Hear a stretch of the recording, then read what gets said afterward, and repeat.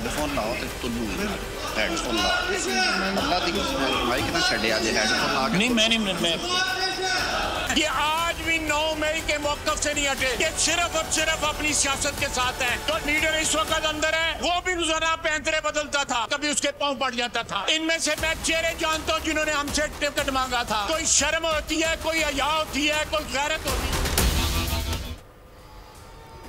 Headphone पहनो और तुम दो भाईजान। आजम नज़ीर तारो ने ऑपोजिशन के शोर शराबे और ख्वाजा आसिफ के खिताब के दौरान कान में सरगोशी कर दी। ख्वाजा आसिफ ने भी साथी का खूब मशवरा माना और ऑपोजिशन पर चढ़ाई कर दी। बोले ऑपोजिशन की कोई औकात नहीं, इनका लीडर पहले बुरा भला बोलता था और बाद में पाँव पड़ जाता था। ये लोग कल भी 9 मई वाले थे, आज भी 9 मई वाले हैं, अपने मफादात के लिए रंग बदलते हैं। ऑपरेशन अज़्म इस्तेहकाम का मामला काबीना में जाएगा, इसे ऐवान में भी लाया जाएगा। ऑपोजिशन एहतजाज करना चाहे तो शौक से करे।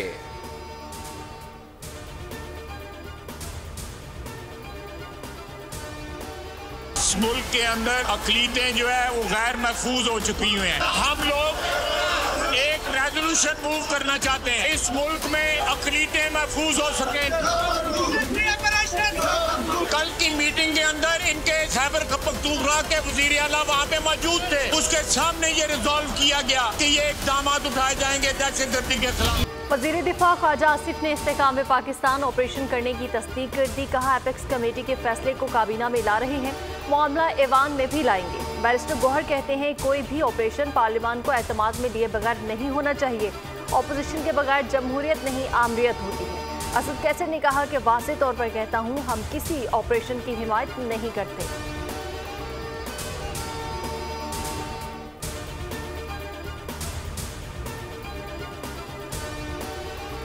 आपको कॉन्फिडेंस में नहीं लिया गया, कैसे कॉन्फिडेंस में लिया जाए, सुनने को आप तैयार नहीं। कल एपेक्स कमेटी, ये वही एपेक्स कमेटी है जो आपकी हुकूमत के दौर में रिवाइज हुई थी। इस कमेटी में आपके वज़ीर आला मौजूद थे, उन्होंने इस ऑपरेशन के हवाले से एक एतराज़ नहीं किया। हम यहाँ पे national security committee in camera बुलाएंगे, आपकी तरह नाराज हो के वज़ीर आज़म बाहर नहीं बैठे होंगे, मेरा वज़ीर आज़म बीच में बैठेगा। कोई चीज छुप कर नहीं करेंगे, डंके की चोट पर करेंगे। ऑपोजिशन के एहतजाज पर वजीर कानून आजम नज़ीर तारड़ का करारा जवाब। बोले अज़्म इस्तेहकाम ऑपरेशन कैसे किया जाएगा, इस पर पार्लियामेंट में बहस होगी। ऐवान में इन कैमरा सेशन बुलाया जाएगा। वफाकी वज़ीर इत्तलात अता तारड़ ने कहा दहशतगर्दी की लहर की वजह से अज़्म इस्तेहकाम ऑपरेशन की ज़रूरत पड़ी। तालिबान को पाकिस्तान में लाने वाले ऑपरेशन की मुखालफत कर रहे हैं। स्पीकर साहब इनको समझाएं, कौमी इशू पर एक होना पड़ेगा, अपने लीडर की खुशामद न करें।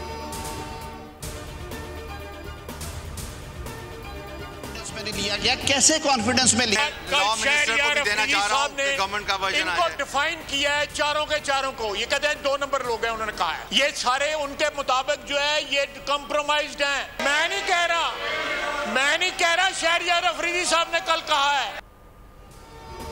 वज़ीर दिफा ख्वाजा आसिफ और पीटीआई रहनुमा शहरियार आफरीदी ऐवान में आमने सामने। ख्वाजा आसिफ ने उमर अयूब, बैरिस्टर गौहर और असद कैसर को 2 नंबर करार दे दिया। जवाब में शहरियार आफरीदी भी मैदान में आ गए। कहा झूठे पर अल्लाह की लानत, बैरिस्टर गौहर मेरा चेयरमैन और उमर अयूब ऑपोजिशन लीडर है, ये मेरी इज्जत और घर का मामला है।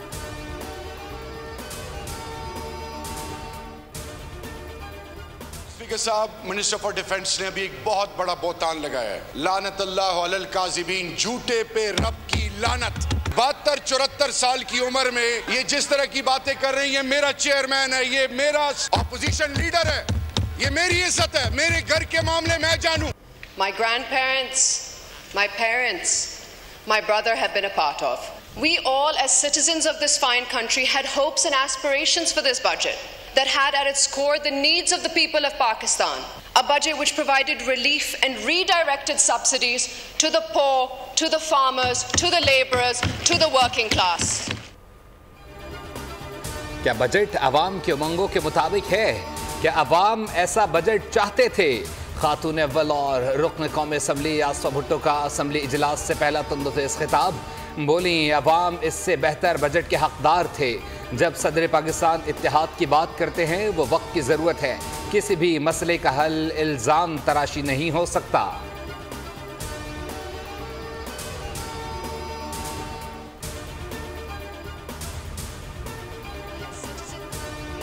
have destroyed this country for what purpose?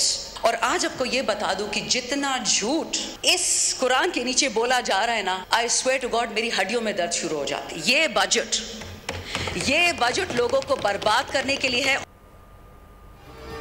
Member कौमी असेंबली शंदाना गुलजार ने कहा है कि पीटीआई दौर में मुल्क तरक्की कर रहा था। जितना झूठ आज बोला जा रहा है कभी नहीं बोला गया। गरीब महंगाई में कमी मांगता है। इस बजट से आवाम को कुछ नहीं मिला। कौमी असेंबली इजलास में आजम नज़ीर तारड़ का इजहार ख्याल। अपोजिशन से 26 लोग बोल चुके हैं। हर बात पर मैं ना मानूं सियासी असूल नहीं, हर जायज़ बात पर टांग अड़ाना जायज़ नहीं।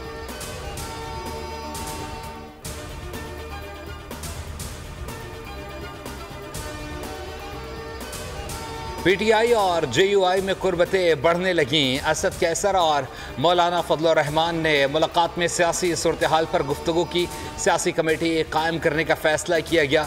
कौमी असम्बली में मिलकर भरपूर अपोजिशन का किरदार अदा करने पर इत्तफाक भी हुआ। खैबर पख्तूनख्वा में अमन अमान की सूरत हाल पर तशवीश का इजहार करते हुए कहा, सूबे में अमन कायम करने के लिए सियासी जमातों को किरदार अदा करना होगा।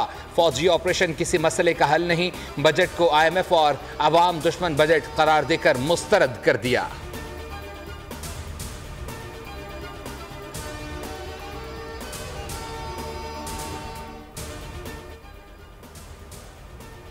बहुत अच्छे खुशखूबी से मामला आगे चले हैं। हमारा नून लीग की तरफ से डार साहब, राना सनाउल्लाह साहब और स्पीकर साहब और थे वो कमेटी में, और साथ रफीक साहब भी थे।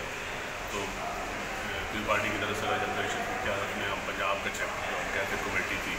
पंजाब के मामला में जो पीपल पार्टी को स्पेस के इशू पे हुकूमत और पीपल्स पार्टी में मुज़ाकरात का एक और दौर। पीपल्स पार्टी के मुज़ाकराती कमेटी के रुकन नदीम अफजल चंद कहते हैं, नून लीग से खुश असलूबी से बातचीत हुई। तहरीरी मुआहदे और अमल दरामद पर बात हो रही है। पंजाब के मामलात में स्पेस का मसला था। हम पंजाब में गवर्नेंस के मॉडल को बेहतर बनाना चाहते हैं। बल्दियाती इलेक्शन का 1 साल में इनेकाद भी हमारे मुतालबात में शामिल है। मुज़ाकरात की कामयाबी से मुतालिक ऐलान पार्टी क़यादत करेगी।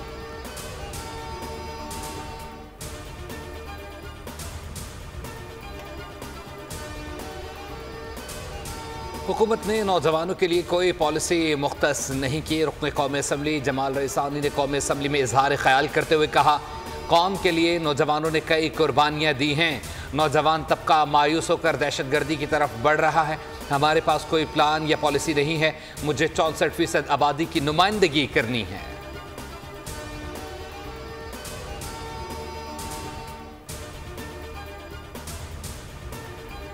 कौमी असम्बली ने सवात बाकी के तनाजुर में अक़लियतों के तहफ़्फ़ुज़ की करारदाद कसरत राय से मंजूर कर ली। डिप्टी स्पीकर कौमी असम्बली गुलाम मुस्तफ़ा शाह की ज़ेर सदारत होने वाले बजट सेशन के दौरान वज़ीर दिफ़ा ख्वाजा आसिफ ने कहा कि सवात बाकी ने पूरी कौम का सर शर्म से झुका दिया है। पाकिस्तान किसी एक शख्स का नहीं बल्कि यहाँ रहने वाले सारे पाकिस्तानी बराबर के शहरी हैं। उनका कहना था कि यहाँ रहने वाले हिंदू, ईसाई और सिख भी बराबर के पाकिस्तानी हैं।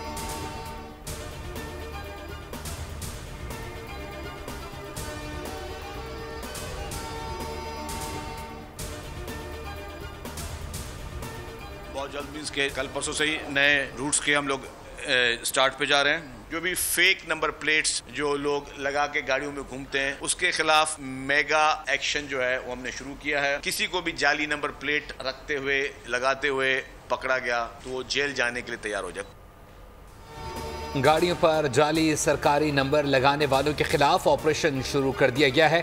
वजीर इत्तलात सिंध शर्जील मेमन ने कहा है कि पुलिस की नंबर प्लेट लगाने वाले शख्स को जेल भेज दिया गया है। बगैर रजिस्टर्ड गाड़ी को सड़क पर लाने वाले को 10 लाख रुपए जुर्माना होगा। मनशियात के खिलाफ सिंध में मुहिम जारी है। शर्जील मेमन ने कहा कि शहीद बेनज़ीराबाद में इसी हफ्ते से बस सर्विस शुरू कर दी जाएगी।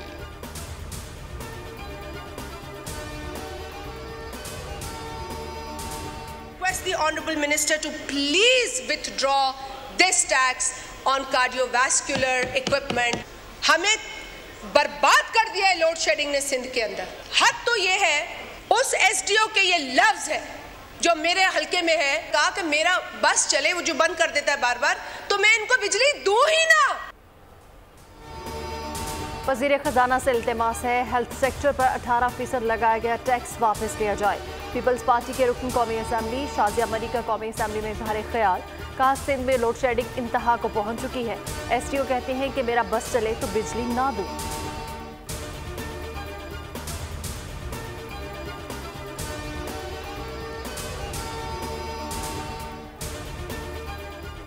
बहरान, ये गैस का बहरान, ये पानी का बहरान, ये टैक्सों की भरमार, ये बिजली के बम जो गिर रहे हैं, इस पर लोग कहाँ जाएं?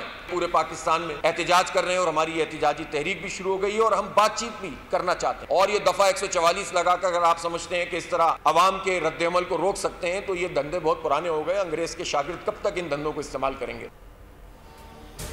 अवाम के हुकूक के लिए कौमी तहरीक मज़ाहमत का आगाज़ कर दिया है। आज महंगी बिजली, तवील लोड शेडिंग और अवाम दुश्मन बजट के खिलाफ मुल्क गिर मुजाहरे होंगे। लाहौर में प्रेस कॉन्फ्रेंस करते हुए हाफिज नईमुर रहमान का कहना था कि हक़ के लिए आवाज़ को दबाया नहीं जा सकता, हुक्मरानों ने जो करना है कर लें। नून लीग, PPO और MKM की बजट पर नूरा कुश्ती जारी है। रूठने मनाने की ड्रामेबाजियों को आवाम खूब समझते हैं। सरगोदा में भी अमीर जमात इस्लामी हाफिज नईमुर रहमान की कॉल पर बिजली की कीमतों में इजाफे के खिलाफ जमात इस्लामी की जानिब से एहतजाजी रैली निकाली गई। शुरका के बिजली कीमतें कम करने के नारे।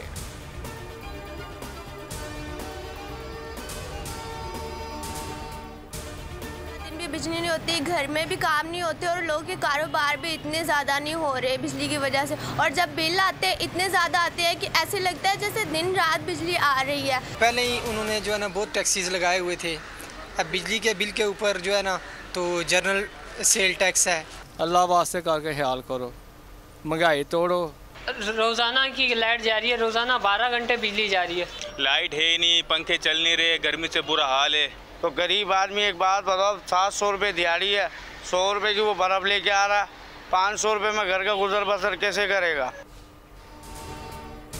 शहर में के इलेक्ट्रिक का जुल्म जारी। गैर एलानी लोड शेडिंग का दुरानिया 14 से 16 घंटे तक पहुंच गया। तलबा को इम्तहानात की तैयारी में दुश्वारी का सामना है। कराची में शहरी गैर एलानी लोड शेडिंग से परेशान है। शहरी कहते हैं कि 16 घंटे की लोड शेडिंग की जा रही है। बिजली के आने और जाने का कोई वक्त नहीं, बिल वक्त पर आ जाता है।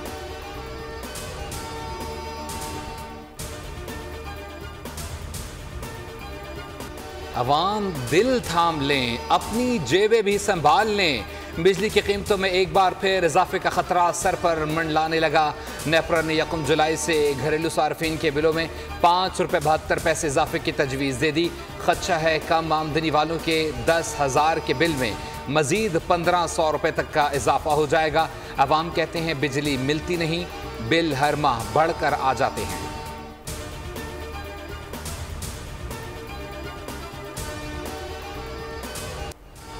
कराची में समुद्री हवाएं बंद, पारा 40 तक जा पहुंचा। शहर कायद में आइंदा 3 दिन के दौरान गर्मी की शिद्दत ज़्यादा महसूस हो सकती है। उधर इस्लामाबाद में तेज़ हवाओं के साथ बारिश से मौसम खुशगवार हो गया। लाहौर में गर्मी बढ़ गई, 41 डिग्री में 45 डिग्री गर्मी का एहसास रहा। तरबत पारा 46 तक जा पहुंचा। नुगंडी, दादू, दालबंदीन और शहीद बेनज़ीरबाद में 43 डिग्री सेंटीग्रेड रिकॉर्ड किया गया। महकमा मौसमियात के मुताबिक बालाई खैबर पख्तूनख्वा, गिलगित बल्तिस्तान और कश्मीर में चंद मकामात पर बारिश का इम्कान है।